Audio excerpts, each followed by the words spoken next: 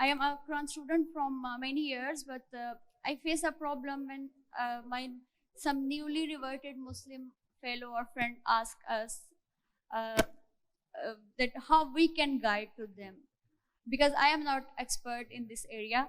So can you guide us simple steps that we should take when we guide to newly reverted Muslim friend, and what are the key areas of focus during conversation in their initial journey?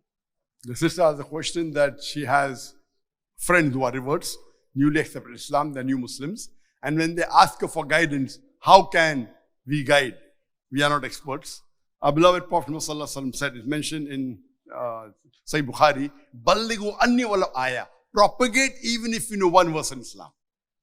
As far as guidance is concerned, Allah subhanahu wa ta'ala says in the glorious Quran, the master key for dawah is Surah Imran chapter 3 verse number 65. Allah says, Ta'alaw ila kalimatin sawa'in bayna baynakum. Come to common terms as between us and you. Which is the first term? Allah na'budu illallah. That we worship none but Allah. So when you're guiding a new Muslim, the most important cornerstone of the Islamic faith, it is Tawheed.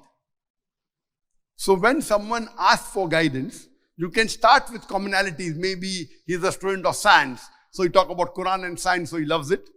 He's a student of literature, so you talk about literature and the Quran. You can start with many things which are commonalities, but your main focus should be Tawheed. The most important factor that can take you to Jahannam or Jannah, it is Tawheed. So we should make the Aqidah, or rather the Tawheed factor, very strong. You can talk about other things depending upon the commonalities. So first talk about Tawheed, about the concept of Surah Ikhlas, and how should you do ibadah to Allah. That's the most important. And there are books for that, of course. But I've also written a book called The Most Common Questions Asked by Non-Muslims. Many a times, the media is portraying a negative impact, painting a negative picture of Islam. So, we have to clarify this. We don't want the new Muslim to go back to shirk, go back away from Islam. So what we have to do, first we have to clarify the common misconceptions about Islam. And there's a talk of mine, also a book I've written. Today, the most common misconception is jihad. That's the talk I've given.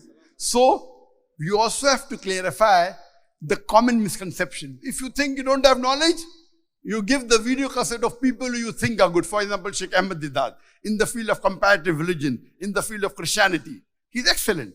So what you have to do, if you cannot speak yourself well, give the video cassettes or pass the link or the website of those mashayikh, those da'i who you think are very convincing.